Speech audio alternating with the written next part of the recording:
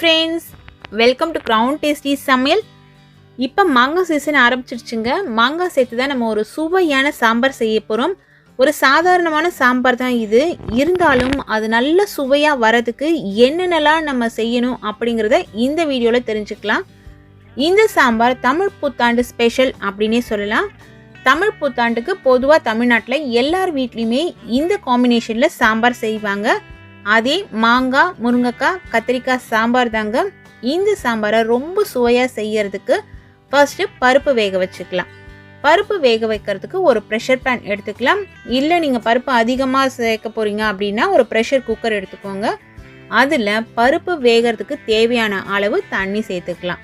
நான் கிட்டத்தட்ட 1 லிட்டர் அளவு தண்ணி இதில் சேர்க்குறேன்.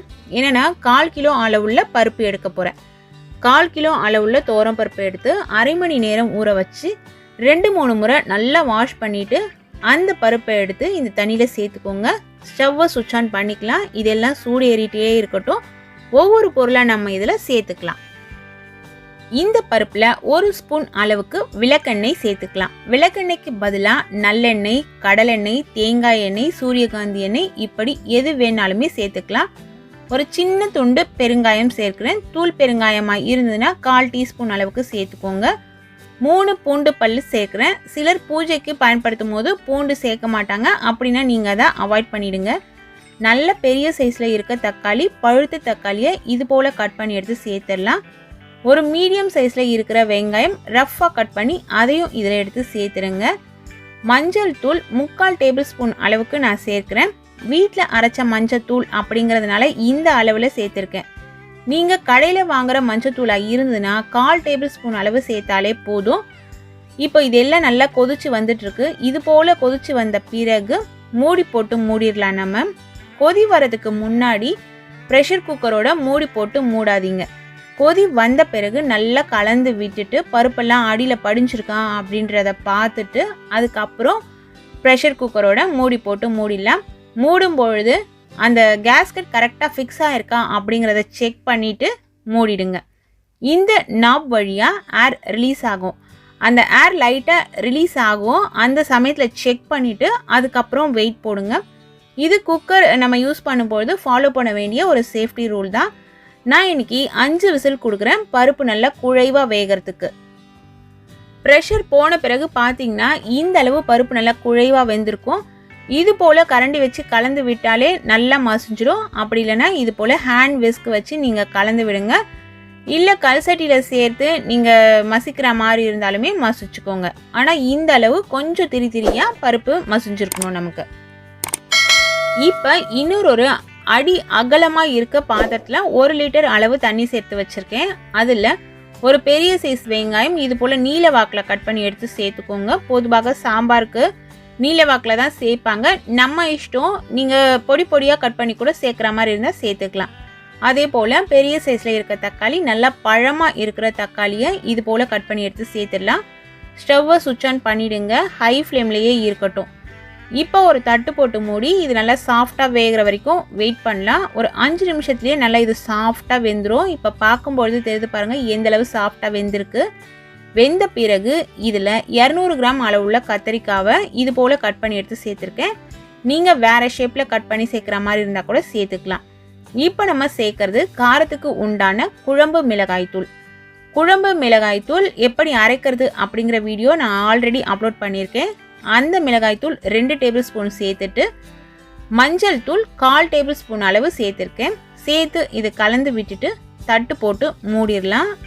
ஃப்ளேம் வந்து மீடியம் ஹையில் இருக்கட்டும். ஃபுல் ஹை ஃப்ளேமில் வைக்க வேணாம். இது நல்லா வெந்து வரட்டும். பாதி அளவு வெந்துச்சுன்னா போதும். நமக்கு ஃபுல்லாக வேகணும் அப்படிங்கிறது இல்லை. ஒரு 3 நிமிஷம் போல் இந்த கத்திரிக்காய் வெந்த பிறகு இதில் 2 பச்சை மிளகாய் லைட்டாக கீரி எடுத்து சேர்த்துக்கலாம். அதற்கு அடுத்தது மாங்காய், ஒட்டு மாங்காய் தான் நான் சேர்க்குறேன். அதாவது கிளிமூக்கு மாங்காய் மீடியம் சைஸில் இருக்கிறது கட் பண்ணி எடுத்து சேர்த்தாச்சு. நல்லா நீளமான முருங்கைக்காய் 2 முருங்கைக்காய் சேர்த்துருக்கேன். மீடியம் சைஸாக இருந்ததுன்னா 4 முருங்கைக்காய் சேர்க்க வேண்டி இருக்கும். பருப்பு வேக வச்சோம் இல்லைங்களா, அந்த தண்ணியை இருத்து வச்சுருந்தேன். அந்த தண்ணியை இந்த காய் வேக வைக்கும்பொழுது நம்ம சேர்த்துக்கணும்.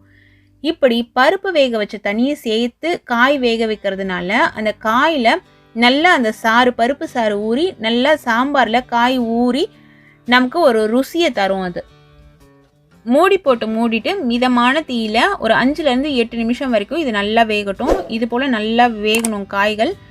நடுவில் கலந்து விடுங்க. குழம்பு மிளகாய் தூள் நான் 2 டேபிள் ஸ்பூன் சேர்த்தேன். நீங்கள் காரம் கொஞ்சம் கூடுதலாக சேர்க்குற மாதிரி இருந்தால் கூட சேர்த்துக்கோங்க. பாதி அளவு காய் வெந்த பிறகு தான் உப்பு சேர்க்கணும்.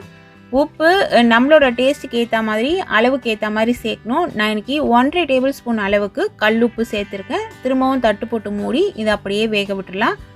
காய் முன்னாடி இருந்ததுக்கும் இப்பொழுதுக்கும் அப்படியே கலர் மாறி வருது பாருங்கள். ஒட்டு மாங்காய் சேர்த்து நீங்கள் சமைச்சிங்கன்னா சீக்கிரமாகவே சாஃப்டாக வெந்துடும். ரொம்ப புளிப்பாகவும் இருக்காது.